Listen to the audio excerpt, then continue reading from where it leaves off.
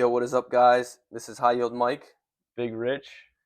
here again with Strudel Medicine Reviews and doing another internal medicine review. Let's go. Bro, are you eating? Well, we're getting started with GI. So, case number 1 in GI will be hepatic encephalopathy. So you want to think about hepatic encephalopathy in patients that, maybe middle-aged but have a history of cirrhosis or suspected cirrhosis. So the examiners might give you a patient that has a history of alcohol use, like 6 or 7 alcoholic beverages a night for many years, and then they'll present with altered mental status. However, a history of altered mental status alone is not enough to diagnose hepatic encephalopathy, because what else could it be? It could be spontaneous bacterial peritonitis, or SBP. So you really want to be looking for the flapping tremor or asterixis when diagnosing hepatic encephalopathy. Other exam findings they might have are jaundice, spider angiomas, and ascites. So for your diagnosis, you're going to want to make that clinically with your asterixis and altered mental status. The exam may ask you if you should get an ammonia level or if you should pick ammonia as the best next step. You do not need ammonia for diagnosis of hepatic encephalopathy. It is not always helpful for diagnosis. You should diagnose it clinically, especially if these patients have asterixis. Then you should really be thinking about hepatic encephalopathy if they have altered mental status. Treatment involves lactulose. That'll be your first line treatment in the acute setting. Lactulose will acidify the colon, which will provide more protons and thereby trap ammonia in the ammonium NH4 plus state in the colon and allow for more excretion through the bowel tract. And then rifaximin as well takes a little longer, like several weeks to kick in, but it can reduce the colonic bacterial and reduce the actual production of ammonia. You want to confirm your cause of ascites or portal hypertension with the serum albumin to albumin gradient when you do a paracentesis, and if the SAG is greater than 1.1, then you've confirmed portal hypertension as the cause for the ascites. Complications of cirrhosis involve, and these are super, super high yield, esophageal varices, which can cause hematemesis. In cases of acute GI bleed, you need to establish your access and establish your ABCs. That's airway, breathing, and circulation. So if these patients are actively bleeding and are altered, you need to be thinking about intubation for airway protection. And then for circulation, you need to establish 2 large bore IVs every time. In acute GI bleed, you can also think about octreotide, which will cause that vancomycin vasodilation, which will vasoconstrict those esophageal varices. IV antibiotics to prevent infection, and then you want to do urgent EGD and banding after stabilization with red blood cell transfusion. For refractory varices, you can consider TIPS. However, an important high yield fact to know about TIPS is that it can increase risk of hepatic encephalopathy. That's very, very high yield to know. Other things you need to think about in cirrhosis are caput medusae and internal hemorrhoids, which are internal hemorrhoids a result of the portal hypertension, also hypersplenism. These are all consequences of portal hypertension. It's important to know that these patients also present with spider angiomas, but that's due to the hyperestrogenism, not the portal hypertension. Very high yield to know that. Screening for patients with cirrhosis involves hepatocellular carcinoma screening every 6 months with ultrasound and AFP, and then routine EGDs for banding and ligation of varices. So again, hepatic encephalopathy will present with asterixis, which is that flapping tremor. Do you know that game, Richard? Yeah, my high score was like 10. It was 10 of the old flappy bird, the flapping tremor. So then again, with lactulose, you're going to acidify the colon to lock up the ammonium. So you lock up the ammonia in the colon with the lactulose, and you trap the NH4 in the bowel, The only one who could do it. and then it'll be excreted. The only one who could do it. The only one who could do it. You got locked up.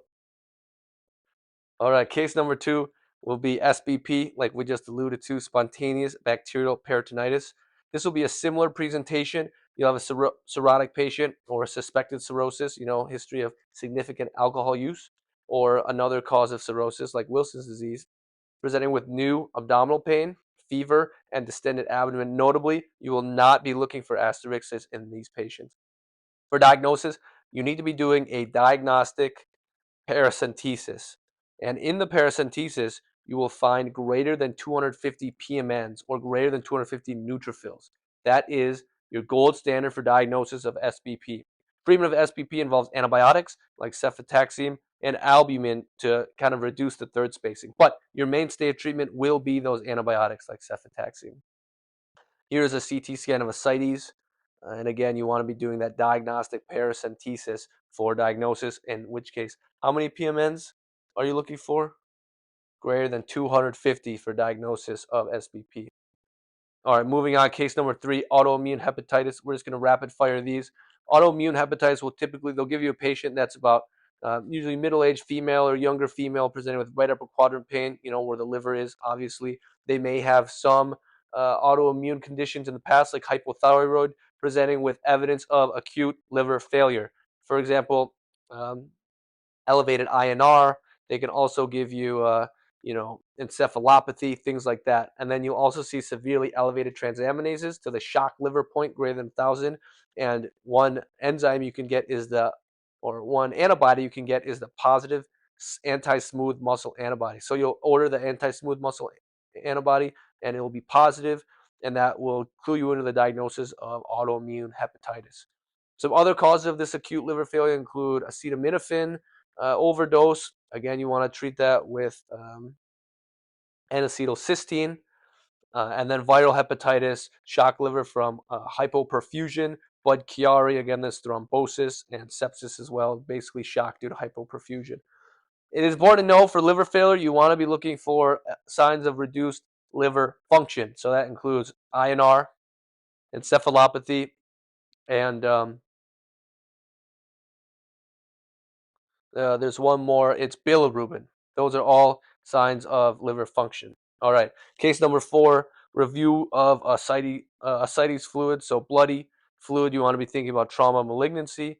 After your paracentesis, milky fluid, you want to be thinking about that lymphatic drainage. So you want to think about lymphoma or other malignancy. You'll see elevated triglycerides.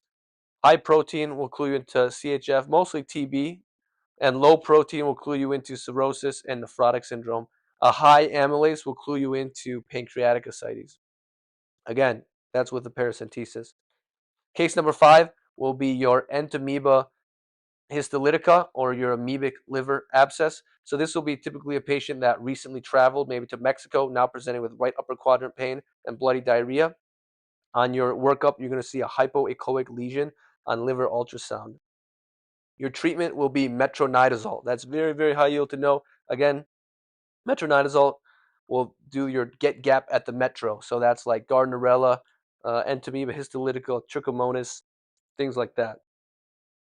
Very high yield for examinations. No, for entamoeba histolytica, it will present with fast flask-like lesions on pathology. Very high yield. Sometimes that's all they give you, and you need to know that's entamoeba histolytica, and you treat that with metronidazole.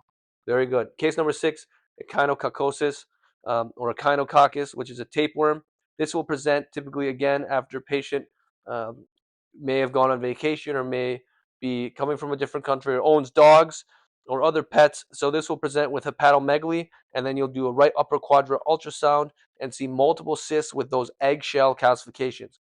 So that will call those multiple cysts will actually be cysts that are hydatid cysts from the tapeworm, from the echinococcus.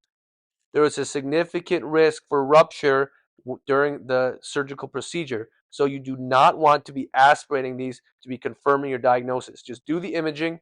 Don't try to be a hero in the office and do needle paracentesis or anything like that, or needle aspiration, because if these do rupture, it can cause anaphylaxis. Again, anti-tapeworms are mediated by IgE, which is the same antibody that is mediating anaphylaxis. So treatment will involve albendazole and then surgical removal. Again, albendazole is kind of our go-to agent for a lot of these helminth infections.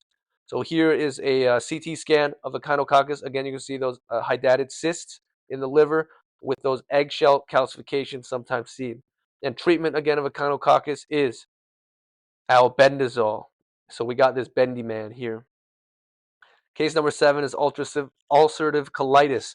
So this will typically present in kind of a middle-aged gentleman presenting with hematochezia, which is kind of bright red blood, tenesmus, which is the urge to defecate, but when they try to defecate, there's nothing that comes out. They also present with other signs of inflammation like uveitis and erythema of their shins. You can also see some extraintestinal symptoms like ankylosing spondylitis, inflammatory bowel disease related arthropathy, and primary sclerosing cholangitis. That's very high yield to know that primary sclerosing cholangitis is associated with ulcerative colitis. Again, that's your beads on a string. The primary sclerosing cholangitis typically involves the extrahepatic biliary ducts. On endoscopy of ulcerative colitis, very high yield to know this. You'll see continuous ulcers and friable mucosa, but it is mostly mucosal. You will not see transmural inflammation. On biopsy, you'll see crypt abscesses and neutrophilic infiltrates. Treatment on exams typically involves steroids, but also 5-ASA or mesalamine. Again, ulcerative colitis is a mucosal erosion or ulceration that involves the rectum. It is not transmural. I think of it kind of like taking the top layer off paint. It's continuous, so it doesn't have skip lesions. It's continuous lesions that takes the top layer off, that mucosal irritation, but is not transmural. You're not going all the way through the car door. Case number 8 will be irritable bowel syndrome. This is actually very, very high yield for examinations, typically in a young female presenting with abdominal pain, nonspecific abdominal symptoms like bloating, loose stools, worsening with stress, but very, very high yield and almost pathognomonic for IBS for exams is that it will improve after defecation. Treatment will typically involve lifestyle modifications like low FODMAP diet, psyllium, and loperamide. Usually you will not want to be doing a colonoscopy on the exam, but you want to be looking out for red flag symptoms like if they have nocturnal symptoms, if they have weight loss, bloody stool, or fever. That will usually clue you into a different diagnosis than IBS. I included case number 9 here as well, which is pretty quick. It's just lactose intolerance. So that will present with abdominal pain and diarrhea after eating dairy. Their symptoms are pretty similar to irritable bowel syndrome. You'll diagnose that the gold standard is hydrogen breath test, but usually clinical diagnosis is sufficient, and you'll treat that with avoiding lactose. So starting with IBS, again, it's a diagnosis of exclusion, but you don't always need to get a colonoscopy on the exam. You can make the diagnosis clinically on the exam if there are no red flag symptoms. So you'll get abdominal pain that will then improve with defecation. That is super high yield and essentially pathognomonic for IBS. Again, lactose intolerance, you want to be avoiding big sources of lactose like milk and ice cream, things like that, and seeing if the symptoms improve. All right, case number 9, Crohn's disease. We already talked about ulcerative colitis. Here's the sibling of IBD, inflammatory bowel disease, which is Crohn's disease. Here's usually a younger patient presented with fever, fatigue, weight loss, usually watery diarrhea or watery stool, right lower quadrant pain, and also anemia. On endoscopy, you'll see skip lesions and cobblestoning, but notably, very, very high yield to know this, on biopsy, you'll see transmural inflammation and non-caseating granulomas. Again, you want to contrast that with ulcerative colitis, which is those mucosal erosions that are continuous. Treatment of Crohn's disease involves steroids for acute flares and then TNF alpha inhibitors for maintenance. Complications of Crohn's disease include strictures, fistulas, and malabsorption. You want to avoid doing surgery in patients with Crohn's disease if you can. Again, Crohn's disease will present with watery stool and affect different areas of the GI tract. It can affect any area of the GI tract, including the mouth. So any area is fair game. Typically spares the rectum. Contrast that with ulcerative colitis, which almost always involves the rectum and is a continuous erosion of the mucosa. Again, Crohn's disease is a skip lesion anywhere in the GI tract. So I think about that. If any of you know Skip Bayless, you know him, Richard? Well, he's a LeBron hater, so Look at him, I don't like chucking him. up bricks. You know, ski up in Crohn's disease. So does Crohn's disease typically affect the rectum? No, it does not. Absolutely not. Absolutely not. All right. Case number 10, toxic megacolon. You typically want to look for toxic megacolon or think about toxic megacolon in patients that have a history of Crohn's disease or C. diff colitis, that's Clostridium difficile, presenting with abdominal pain, distension, hematochezia, also may have fever, tachycardia, signs of hemodynamic instability. On your radiograph, you're going to see that distension of the transverse colon, which is kind of pathognomonic again for toxic megacolon as well. Treatment, these patients need to be strict NPO. They can get IV fluids. You need to put an NG tube for decompression. IV steroids if the cause is IBD, but not if it's C. diff colitis. Obviously, you don't want to worsen an infection with steroids. Antibiotics if you're thinking about C. diff colitis. And then surgery if there's no improvement or there's evidence of peritonitis or perforation. Absolutely do not perform a colonoscopy. This tissue is already friable and distended. You don't want to go poking around with the scope. So that, toxic megacolon, no scope. Do not scope. Again, on radiograph, you'll see that distension of the distal transverse colon. It's very prominent here, and you can see it again on your CT scan. Again, in toxic megacolon, do not scope. No scope. All right, quick slide on diarrhea classifications and workup. So different types include inflammatory, steatorrhea, secretory diarrhea, osmotic diarrhea, and then acid-base disturbances causing diarrhea. Inflammatory diarrhea typically will include blood, mucus, and white blood cells. Some examples you want to think about are ulcerative colitis or IBD, Shigella or Entamoeba infections, or E. coli 0157. Steatorrhea is another subclass of diarrhea, and this will present with that bulky, foul-smelling, oily stool that floats. Some causes are typically malabsorption, like maybe trypanosoma Whipple, which is Whipple's disease, SIBO, ileal resection, but also another very, very high yield one, which is Giardia. That's also treated by metronidazole, by the way, or pancreatic insufficiency as well. So those two systems, so either a GI malabsorption or enzyme lack in pancreatic insufficiency, such as in cystic fibrosis, can cause steatorrhea. The test you will get is D-xylose absorption. It will be decreased in mucosal disorders, but normal in pancreatic enzyme deficiency. Very high yield to know that. D-xylose absorption. Now, next, secretory diarrhea. You want to think about secretory diarrhea when the osmotic gap is less than 50 millimoles per liter. And the mechanism here is due to increased secretion of fluid and decreased absorption. So examples of that include cholera. Again, that's Vibrio cholerae, which can, it doesn't infiltrate the cells itself, but can impair absorption because it sits on the villi. And vipoma, which is a kind of a pancreatic tumor that can cause WDHA syndrome, watery diarrhea, hypokalemia, and achlorhydria. Osmotic diarrhea as well. Typically, you want to think about osmotic diarrhea when the osmotic gap is greater than 100 to 125, and that's because your poorly absorbed solutes pull in water, like in lactose intolerance and celiac disease, where those hyperosmolar substances that are retained in the stool are pulling in water that causes patients diarrhea. When you have diarrhea, you'll have a non-anion gap metabolic acidosis because you're losing bicarb in the stool. All right. Now onto our pulmonary section. What is this? Bro. Case number 1, COPD exacerbation. So you want to think about COPD exacerbation in patients that have a chronic smoking history and are presenting with new onset dyspnea, wheezing, hypoxia, and increased sputum production. Those will be your cardinal symptoms. You especially want to think about what can trigger the COPD exacerbation, especially things like infections, smoking, and air pollution. And then treatment is extremely high yield for COPD, both for exams and clinical purposes.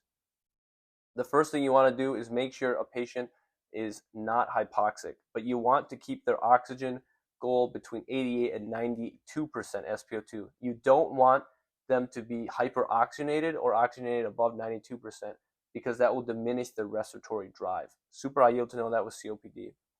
Then you want to administer a short-acting beta agonist like albuterol and a muscarinic antagonist like ipratropium. Combined, these are called like duonebs because they can be administered together. Then for COPD exacerbation, you want to be thinking about administering prednisone or a steroid burst. Typically, it's 40 milligrams for 5 days, and also antibiotics, especially azithromycin and doxycycline, if there are signs of infection. But also, azithromycin has independent anti-inflammatory effects that can be helpful for COPD exacerbation. Super, super high yield. Again, I said this last video, but essentially smoking cessation is kind of your bingo card. It's your get one free. If you see smoking cessation of COPD, exacerbation patient, you want to be thinking that's the right answer. And you can also do positive pressure ventilation with BiPAP if they're hypercapnic. Now, let's review the cardinal symptoms again. There are three main cardinal symptoms that you need to know. So those cardinal symptoms will involve number 1, cough, 2, change in sputum production or increased sputum production, and 3, dyspnea or shortness of breath. Treatment of COPD will involve, like we talked about, a steroid burst, plus or minus antibiotics. And we have a mnemonic to talk about that. I actually came up with this mnemonic myself. So, one day I'll be a manager to make more of these mnemonics. But essentially, COPD is your mnemonic. C stands for cessation of smoking. There'll always be a correct answer on the COPD exacerbation. O stands for oxygen / SABA and SAMA. Your SABA, again, is albuterol, short-acting beta agonist, and SAMA is short-acting muscarinic antagonist. So these are things that preserve the oxygenation for the patient. P stands for prednisone. That's your steroid burst, typically for about 5 days. And then D stands for your antibiotics, doxycycline and azithromycin. Now, another very high yield table to know is that when patients stop smoking and have COPD, their lung function continues to decline, but it's at a slower rate than if they hadn't quit smoking. So that's very high yield to know. And it's essentially that after patients reach a certain threshold of poor lung function, they become to be a lot more symptomatic and have disability, which eventually leads to mortality. But this is a very high yield chart to know, super commonly tested. All right, case number 2, pulmonary embolism. The diagnosis, you want to think about this. You want to have a very high suspicion for pulmonary embolism anytime you see new onset tachycardia, hemodynamic instability, or hypoxia, especially if a patient is hospitalized or has risk factors. So your diagnosis or your clinical criteria will typically involve sudden dyspnea, pleuritic chest pain, and tachycardia. So always look out for these things. If you see one or more of these things on a patient presentation, you should keep PE in your differential until you can rule it out. Your management will involve, if you have a very high suspicion of a PE, don't get a D-dimer. Just jump straight to a CT, pulmonary angiography. If they're unstable and you found a PE on the CTA, you need to immediately begin anticoagulation with heparin and consider thrombolysis by calling the PERT. Most hospitals have this. It's a pulmonary embolism response team.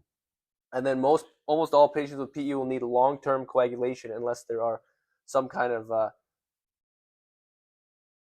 contraindication. So usually you'll start with IV heparin and then transition to either warfarin or a DOAC. So here's an example of that pulmonary embolus you can see on the CT angio of the chest. Sometimes on exams, they'll also call this a spiral CT. It's important to know both names, but if you have a high suspicion for pulmonary embolus, you want to be obtaining CTA/spiral CT. Again, you want to be thinking about your Wells criteria. So that's things like malignancy, recent immobilization, recent surgery, hypercoagulable state, and these are all things that will make you have a higher index of suspicion for pulmonary embolus. Next case number 3, asthma exacerbation. Typically, this will present in a patient, can be a pediatric patient or an adult, but they'll present with wheezing, maybe hypoxia, dyspnea, and often accessory muscle use, or they might say retractions with inspiration. For management of asthma exacerbation, you want to be initially going with your SABA, your short-acting beta agonist, like we talked about, like albuterol. Then you want to be in the acute phase administering systemic corticosteroids and oxygen therapy as needed. If patients have impending signs of respiratory failure, like a normalizing CO2 or a silent chest and poor airflow, you need to jump to intubation immediately. You need to be very conservative in these patients. So if there's concern about respiratory failure on the exam, you need to be thinking about intubation. The reason that a normal CO2 is very concerning in asthma exacerbation is because these patients have an issue with air trapping, with air exhalation, but their alveoli are still moving air. So these patients should all be ventilating out a lot of CO2 due to their tachypnea. So their CO2 should be very low. They should be alkalotic and have a respiratory alkalosis due to how much they're ventilating. If their PaCO2 is normal, you need to be thinking that they have respiratory fatigue and impending respiratory failure. Another medication you can add in acute asthma exacerbation is IV magnesium, which has been shown to provide some benefit, at least in the acute phase of asthma. That's sometimes tested. All right. Here we have asthma exacerbation. Again, can be seen in pediatric patients. Case number 4 is pneumonia.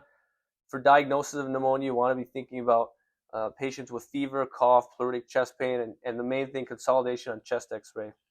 The main thing to know with pneumonia is antibiotic treatment. So for community-acquired pneumonia, in the outpatient setting, you can do Augmentin, which is amoxicillin clavulanate acid, with azithromycin or doxycycline to cover your atypicals.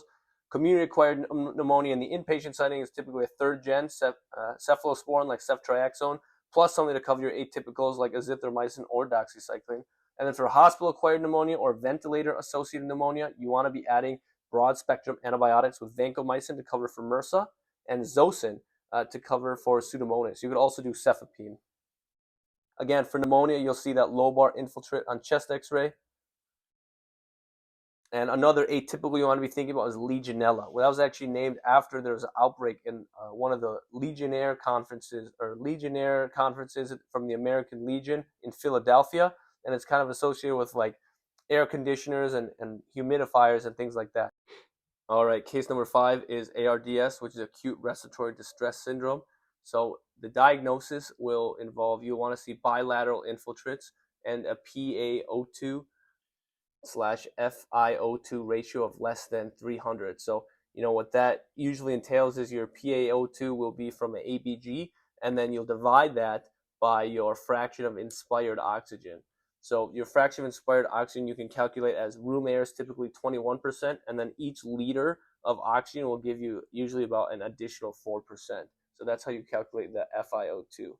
So for most people, our PaO2 is kind of about 100, or FiO2 is 0.2. So you divide 100 by 0.2, and our ratio is about 500 or somewhere around there. ARDS also presents with this non-cardiogenic pulmonary edema. One of the criteria actually to diagnose ARDS is that this patient cannot have active heart failure exacerbation. And the management will involve, you want to do low tidal volume ventilation. That's very, very high yield. If you need more or ventilation, you need to increase your PEEP, because your PEEP will be used to maintain oxygenation and reduce barotrauma. And then you want to be very conservative when administering fluids, because these patients already have lung dysfunction, and then you need to treat the underlying cause. ARDS, I kind of think it similar to like DIC in that there's some underlying cause that's causing ARDS, typically some kind of infection, but also things like pancreatitis can be causing ARDS or trauma. So here's what you'll see on a chest x-ray or a plain radiograph of ARDS. Again, you see those diffuse infiltrates bilaterally. Again, this can look very similar to a heart failure exacerbation, so you need to make sure that these patients do not have an active heart failure exacerbation. All right, our case number 6 in pulmonology is tuberculosis. So typically, the examiners will give you a patient that is an immigrant from another country, and they'll often present with things like chronic cough, night sweats, and weight loss. Again, those are those B symptoms.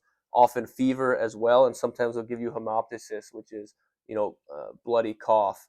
So management of tuberculosis, first you want to complete the screening assay or a screening test for tuberculosis that involves either PPD or your interferon gamma release assay testing. Then you want to actually be getting a chest x-ray as well, and then getting a sputum AFB culture and smear as well. And that can help rule out like polymicrobial or resistant strains of tuberculosis. For active TB, you want to initiate RIPE therapy for 6 months, which we'll talk about in a second. And latent TB, you want to use isoniazid plus B6, because isoniazid can cause B6 deficiency, and that's for 9 months. So again, you want to use RIPE. So look at this ripe, juicy orange. Doesn't it make you hungry? I'm always hungry. So RIPE therapy for 6 months for active TB. And going through RIPE therapy, that stands for, the first one is rifampin. So a high yield side effect of rifampin to know is that it can cause your like sweat and your urine as well to become like an orange color. And then rifampin ramps up. So rifampin ramps up cytochrome P450. So that can cause like quicker metabolization of drugs that are processed through cytochrome P450, especially things like OCPs. So patients can be at risk of like unplanned pregnancy if they start rifampin. Have you seen this ad? You know this guy is a goat? Yeah, top 2. But he's Goat not Jordan? one. He's not one. Goat Jordan? All right, next we got isoniazid. So the high yield side effect to know with isoniazid in ripe therapy is that it can cause B6 deficiency. So patients with B6 deficiency due to isoniazid can present with neuropathy, peripheral neuropathy, along with sideroblastic anemia.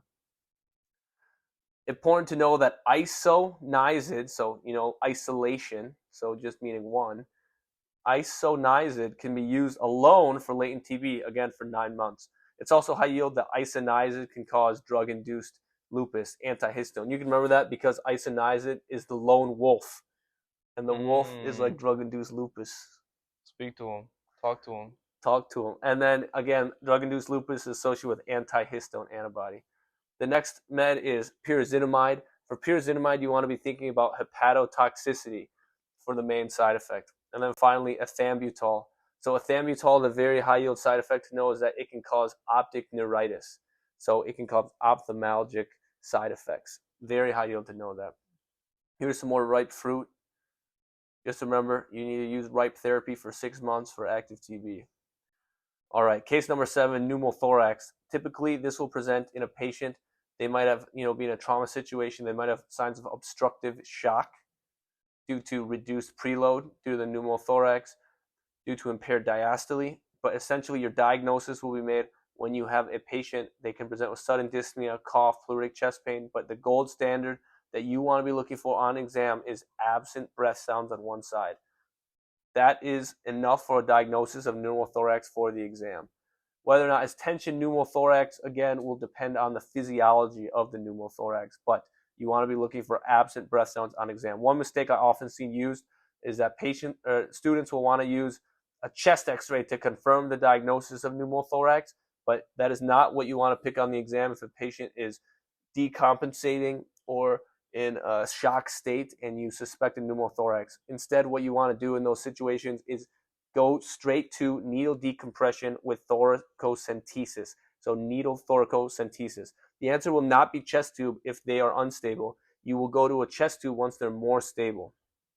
So here's what you'll see on your plain radiograph. You see on that left side, on the left lung, that this patient has no bronchial markings on essentially the entire left side of the lung, on the left chest wall. So you see that the lung is not inflated on the left side, and you can see there's some midline shift of the trachea and the mediastinum, making you think of a tamponade physiology or a tension pneumothorax. So here in this patient, you want to do an immediate needle thoracocentesis, just like that. Case number 8 is hypersensitivity pneumonitis. So this will typically present in a patient that has recurrent dyspnea, cough, and especially fever. You want to be looking for fever. That's actually fairly high yield, and they'll include that for exam purposes for hypersensitivity pneumonitis. And they'll almost always give you some kind of exposure, like they have pigeons at home, or they hot tub every day, or they're a farmer. And on exam, you'll hear these diffuse severe crackles and often hypoxia. And that's due to the reduced compliance of the lung. Management is hypersensitivity pneumonitis. Always start off kind of with a conservative approach for exam purposes. So avoidance of trigger or lifestyle modification is the first line of treatment and is usually the correct exam answer. But also you can administer glucocorticoids. If it's severe, they may need supplemental oxygen. And the imaging test of choice is a high-resolution CT scan, which will demonstrate ground glass opacities, and you'll have a restricted pattern on your pulmonary function testing. Again, you'll hear kind of that Velcro sound due to the reduced compliance and increased thickness and fibrosis of the lung. Here's a CT scan, that high-res CT, and you can see the increased kind of bronchial markings and ground glass opacities showing fibrosis. And again, you want to be looking for those triggers, so whether that be like pigeons, hot tubs, things like that. Here's another image of interstitial pneumonia or fibrosis. All right, moving on to rheumatology. Case number 1 is in systemic lupus erythematosus, or lupus nephritis as well, which is a complication. Typically, this will present in a patient with joint pain, fatigue, photosensitivity, proteinuria, hematuria. They can also present with signs of cirrhosis, like pleuritis or pericarditis, oral ulcers. Again, we already mentioned arthritis, And then you want to be looking out for that renal impairment. And then serologic measures are also important for diagnostic criteria of systemic lupus. So no, we're not Dr. House. Lupus is often the right answer on exams. And your labs you're going to want to look for are low C3, low C4, positive ANA, anti-dsDNA or double-stranded DNA, and then double Smith or anti-Smith DNA as well. Anti-dsDNA will be kind of your most sensitive and specific marker, and also will be your best marker in cases of acute lupus flare, because anti-dsDNA will be elevated. For management, for acute flares, you want to be initiating systemic steroids, but really your disease-modifying agent will be hydroxychloroquine, which is Plaquenil, for your maintenance. You want to contrast that with rheumatoid arthritis, for which the DMARD is methotrexate. Very, very high yield to know that. I can't stress that enough. The main side effect you need to think about for hydroxychloroquine or Plaquenil is annual ophthalmologic or eye exams. It is mandatory because it can cause problems with the retina. And then you also need to monitor renal function in any patient with systemic lupus and the creatinine due to risk of lupus nephritis, and it can be a sign that your management isn't strong enough. Here are the diagnostic criteria in SLE. The mnemonic is SOAP brain, so serositis, oral ulcers, arthritis, photosensitivity. Blood, so anemia, thrombocytopenia, leukopenia. You can get a pancytopenia in lupus. Renal, ANA, immunologic, which will be your double-stranded DNA or anti-Smith, and then neurologic symptoms they can present with psychiatric changes like psychosis and seizures as well. They can also present with a malar rash or a discoid rash in SLE. So here's that malar rash, the butterfly rash affecting both cheeks, and important to note, it also affects kind of the dorsal nose. Patient can also present with pleuritis, such as pericarditis, and then you want to be thinking of your anti-dsDNA and your anti-Smith. Here's Will Smith, your anti-Smith antibody. So you think about, the good old slap at the Grammys. Was it the Grammys? The Oscars. Oscars, I think. Okay, it was at the Oscars, and then you do the Uno reverse. So now we're anti-Smith antibodies. Is that genius? Moving on, case number 2, rheumatoid arthritis. We already brought this up a little bit, but your diagnosis will be made typically in a patient with a migratory polyarthritis, but within the hands, it will typically involve the MCP and PIP joints. Contrast that with osteoarthritis, which will typically involve the DIP joints. You want to think about it as end of life, increased risk for osteoporosis, where it's at the end of the day and it affects the end of the fingers. Rheumatoid arthritis will present clinically with morning stiffness, usually lasts longer than an hour but gets better with movement, and hand deformities like swan neck deformities and boutonniere's deformities. Your labs you're going to see are a positive rheumatoid factor, which is sensitive but not as specific, and then an anti-CCP, which is far more specific of a test. On X-ray, you'll see periarticular osteopenia and joint erosions due to chronic inflammation. And again, your treatment will involve methotrexate is your first-line DMARD agent. And in methotrexate, you want to be looking for renal issues. You can get liver toxicity as well with high doses of methotrexate for a long time. And you also want to administer methotrexate. This is very high yield to know with folinic acid, because methotrexate inhibits folate metabolism. Now, you can also move to TNF inhibitors if methotrexate fails. Remember, when administering any TNF inhibitor like infliximab, adalimumab, which is Humira, you need to test for TB along with hepatitis first.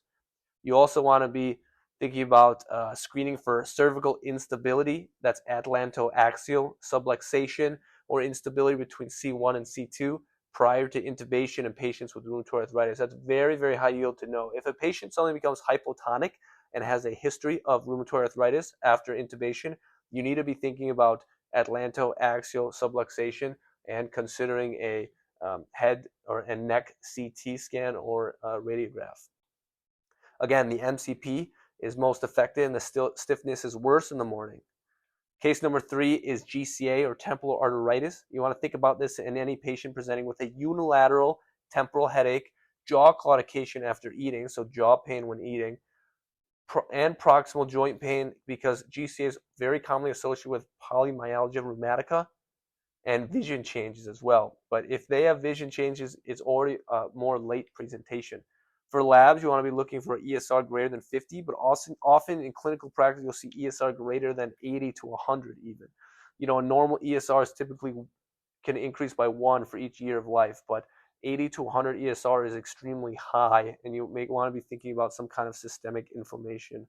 For treatment of GCA, you need to be initiating high-dose steroids immediately. You want to be blasting them, and it's a prolonged steroid taper for about a year. And then you need to be doing a temporal artery biopsy. That will be confirmatory for your diagnosis of GCA. Again, GCA will present with jaw claudication when chewing, especially in older individuals, and present with that unilateral temporal headache. Here's a quick image of that inflamed temporal artery that will be nice and inflamed, ready for biopsy. And treatment of GCA, even before your biopsy, your empiric treatment is high-dose steroids, like 80 milligrams daily over the course of a year. So you're absolutely blasting these patients with steroids, and they likely will have some side effect from steroids, which can include like impaired glucose metabolism and hyperglycemia, osteopenia, things like that. Case number 4 is dermatomyositis/polymyositis. So dermatomyositis will present. These will both present with that proximal muscle weakness, but dermatomyositis will present with a rash as well. Usually this will be described as that heliotrope rash around the eyelids, but you can also see those Gotron papules. The labs you may see are the elevated CK, especially in polymyositis, anti-Jo1, which is more in polymyositis, and ANA as well. On biopsy for dermatomyositis, you'll see those perivesicular or perimysial infiltrates. You can remember that because dermatomyositis is right derm, so it affects the skin, which is the outermost layer. So then the muscle inflammation will affect the outermost layer of the muscle layer, the fascicle. So it'll be that perivesicular inflammation, whereas polymyositis will affect the endomysial component. Management, it will be high-dose steroids. And in both, you want to be looking for any underlying malignancy, making sure patients are up to date with their malignancy screening for age. These are most commonly associated with kind of GI or GU carcinomas. So again, in dermatomyositis, you may see those heliotrope rash around the eyelids and the Gotron papules. So I remember this as, so for dermatomyositis, I think about Helios. You know Helios? Yeah, dude, I love Percy Jackson. Helios, god of the sun. So I think about that heliotrope rash, which is that rash that you can see kind of in that Apollo or Helios's aura he's got around his head. So it affects the bilateral eyelids, but also patients with dermatomyositis become photosensitive. So you may see a pellagra-like rash in the photo-exposed areas, again related to sun exposure. So Helios, heliotrope, dermatomyositis. Again, here's a picture of polymyositis, the muscle biopsy, and you'll see that endomysial inflammation seen in polymyositis. Those are those lymphocytes that have infiltrated. Dermatomyositis, on the other hand, is a perimysial inflammation pattern. Now, case number 5, ankylosing spondylitis. Extremely high yield. I actually got tested on this a lot. But your diagnosis is typically a patient with chronic lower back pain, morning stiffness, and enthesitis. That's like the classic triad, is that lower back pain, especially stiffness in the morning that improves with physical activity. And then they'll often have, pain at the insertion site of tendons. That's enthesitis, especially the Achilles tendon. But not the Achilles tendon itself, which would be more of a tendinopathy, but the insertion site of the Achilles tendon. That's enthesitis. All right, on x-ray, you'll see sacral iliitis, so you want to be getting an x-ray of the lumbar spine and the pelvis, and you also see that bamboo spine due to the chronic inflammation and fusing of the back. On labs, you'll see mild to moderately elevated ESR and CRP, but also you want to be getting your HLA-B27. That's often the right answer, shockingly, is to obtain HLA-B27 for ankylosing spondylitis. Management of ankylosing spondylitis will be NSAIDs, which is your first-line agent, actually, along with physical activity or physical therapy. Again, this typically improves actually with more physical activity, and activity is tolerated. And then you want to be Thinking about TNF inhibitors, if it's refractory, again, test for hepatitis and HIV if you're going to initiate TNF alpha inhibitors. And then you need to monitor for restrictive lung disease due to the spinal involvement. Again, ankylosing spondylitis presents with that bamboo spine. Carve this image of bamboo in your mind, and then you can see here on the radiograph that it does look quite similar, so it's very aptly named. Moving on to endocrine. What are we looking at here? Dude, I'm pretty sure you sent me that. Bro, I guess. All right. Case number 1 in endocrine will be myxedema coma. Think about this in a patient that has known hypothyroidism, now presenting with altered mental status, hypotension, and hypothermia. For treatment, you need to initiate warm fluids, IV levothyroxine, and warming with blankets. Again, myxedema coma, think about hypothermia and decreased metabolic rate, which needs to be treated with IV fluids, blankets, and IV levothyroxine for thyroid replacement. Case number 2, the opposite end of the spectrum. This is hyperthyroidism. Specifically, this case will be Graves' disease. Graves' disease typically presents in a patient that has other autoimmune conditions, maybe middle-aged, typically female for exam purposes, presenting with palpitations, anxiety, weight loss, and they'll have lid leg and pretibial edema. And they may also have exophthalmos. Those are very, very high yield things to look for Graves' disease, because other causes of hyperthyroidism will not cause that pretibial myxedema and exophthalmos. On your workup, first thing you get is a TSH. Your TSH will be low. You get a reflex T4. You get a reflex T4, and the T4 will be elevated in Graves' disease or hyperthyroidism. So you'll get the radioactive iodine uptake scan, and you may see a kind of diffuse uptake with Graves' disease. In Graves' disease, you'll also order the TSH receptor antibody, and if that's positive, you also want to think about Graves' disease.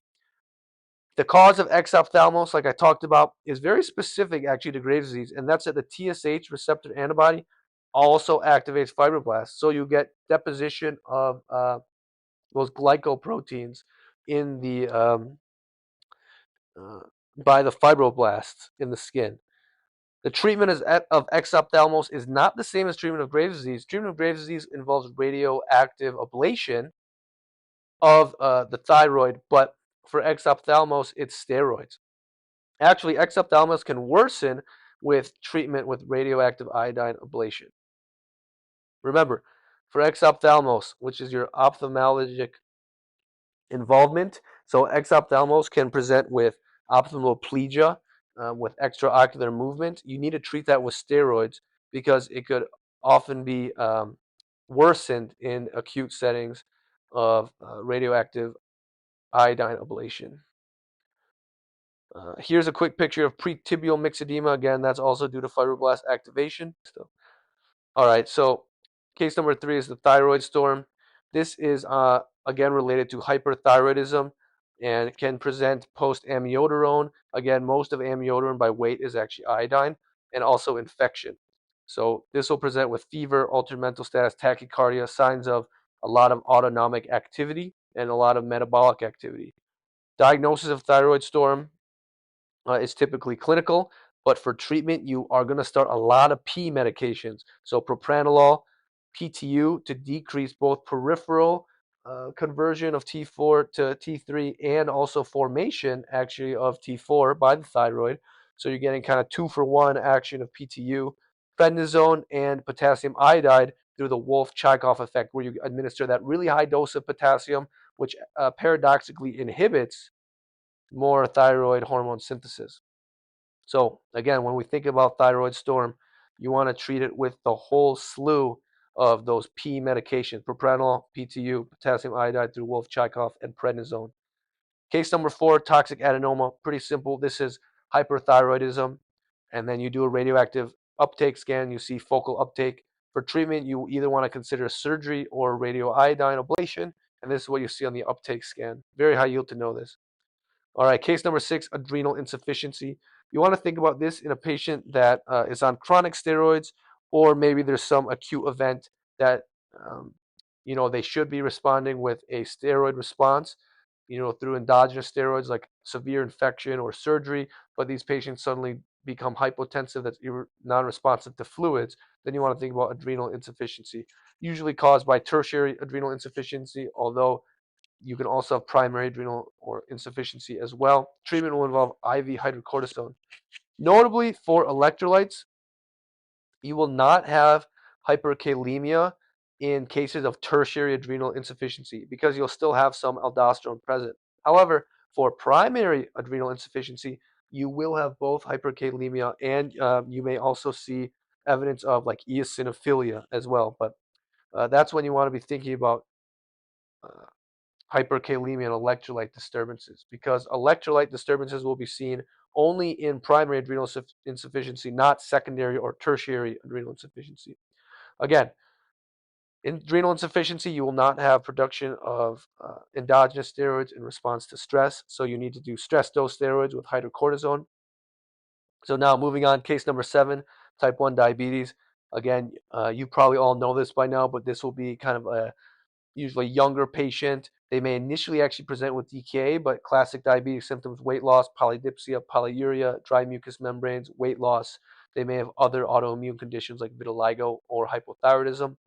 The pathophys, very high yield to know this, is due to autoimmune destruction of the beta cells. So these patients always need to be administered insulin to maintain some basal insulin so they don't just form ketones.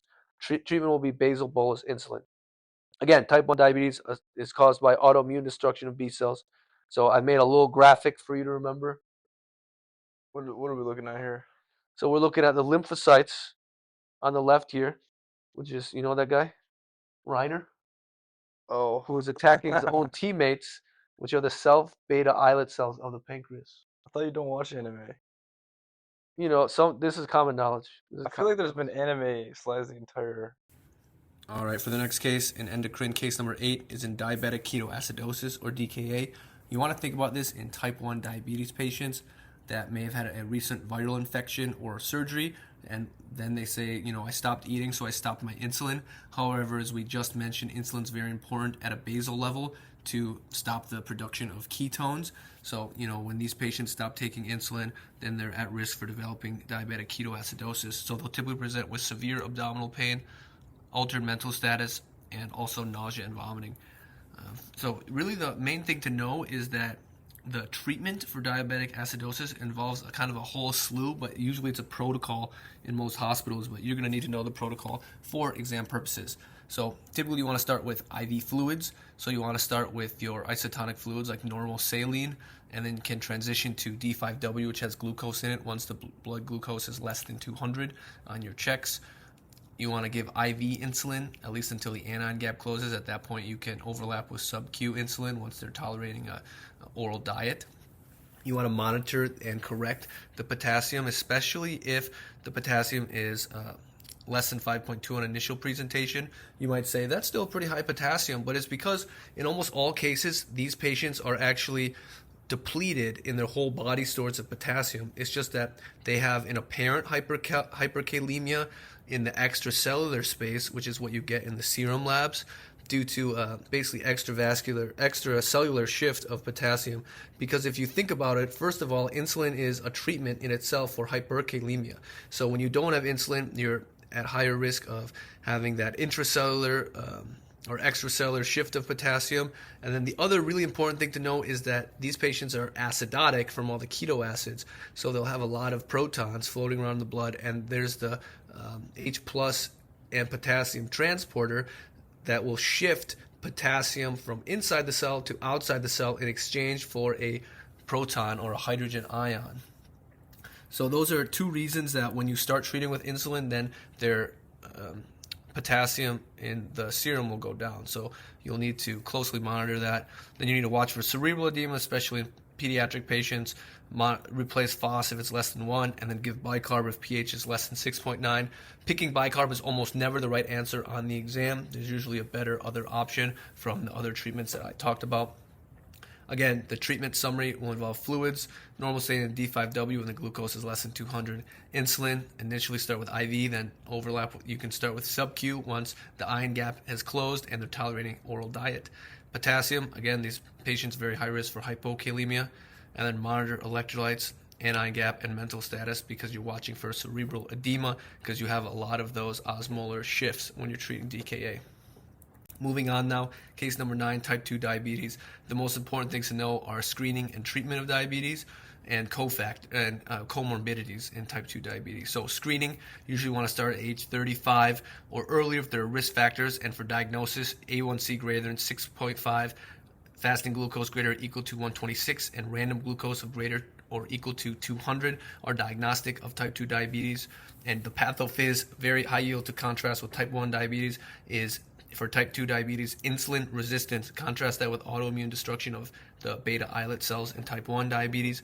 And really important to note that for type 2 diabetes, the first line treatment is diet and exercise and metformin, which reduces gluconeogenesis and reduces insulin resistance. And then you want to consider insulin when A1C is greater than 10 or they're symptomatic. Very important to note that in patients with type 2 diabetes, you need to also be closely managing their ASCVD risk score with their hyperlipidemia and initiating statin if appropriate, and also close hypertension management. You want a goal blood pressure less than 130/80. So usually you want to initiate a RAS inhibitor like ACE inhibitor like lisinopril for these patients because you want that nephroprotective effect of the ACE inhibitor. Case number 10, gallstone pancreatitis typically will present in a person that has this severe epigastric pain that radiates to the back, usually associated with either gallstones or alcohol, but can be associated with ERCP in the clinical setting as well. You can make the diagnosis clinically if a patient has the characteristic abdominal pain, which is epigastric pain radiating to the back, and a lipase 3 times greater than normal. But if the diagnosis is unclear, you can also get a CT scan of the abdomen, usually with IV contrast, in which case you'll see edema surrounding the pancreas as well as fat stranding. Treatment of gallstone pancreatitis, you want these patients to be strict NPO for pancreatitis, and then early refeeding, usually the day after an advanced diet is tolerated. Also IV fluids and pain control. Important to know, this is quintessential and very imperative that you know that for gallstone pancreatitis, you need to pursue cholecystectomy during the hospitalization. Otherwise, they're going to continue throwing stones from their gallbladder and causing risk of pancreatitis when they block the common bile duct and the cystic, more the common bile duct than the cystic duct. Complications of pancreatitis include ARDS, DIC, pleural effusion, and also necrotizing pancreatitis. Here's a CT scan of pancreatitis. You can see that peripancreatic fluid as well as fat stranding. And again, very important to remember that you need to remove the gallbladder prior to discharge for these patients because otherwise they'll continue to throw stones from their gallbladder that can cause pancreatitis. Case number 11 is chronic pancreatitis. Usually this will be a patient presenting with recurrent epigastric pain, usually alcoholic patient that has a significant history of alcohol use. They'll present with steatorrhea or that foul-smelling, greasy stool, and may also present with night blindness. So why night blindness? That's because these patients have a deficiency in those fat-soluble vitamins like A, K, D, and E. And again, vitamin A is involved in your night vision. On imaging, you'll see on CT scan ductal dilation and calcifications of the pancreas, and you may also see on lab testing decreased fecal elastase. Treatment of chronic pancreatitis, you need to initiate enzyme replacement such as Creon, both because these patients lose exocrine function of the pancreas and because Creon will actually help with the pain because these patients are no longer necessitating trying to produce these pancreatic enzymes from a essentially atrophic pancreas. Also pain control and counseling patients to stop drinking. So again, chronic pancreatitis highly associated with alcoholism. On CT scan, you'll see that calcification and possibly atrophy of the pancreas. Case number 12, Zollinger-Ellison syndrome. You want to think about this in patients that either have multiple ulcers or recurrent ulcers that are refractory to any treatment like PPIs or H2 blockers, or they have any ulcers in the jejunum, which is pretty far down the GI tract, further than you would expect for just run-of-the-mill gastritis. So diagnosis will be with imaging. You want to look for a gastrinoma in the pancreas. Again, Zollinger-Ellison syndrome is associated with MEN1. Those are your 3 Ps, right? Your pancreatic and your pituitary masses, and I believe parathyroid as well. For tests, you will get a fasting gastrin that's greater than 1,000 and also a secretin stimulation test.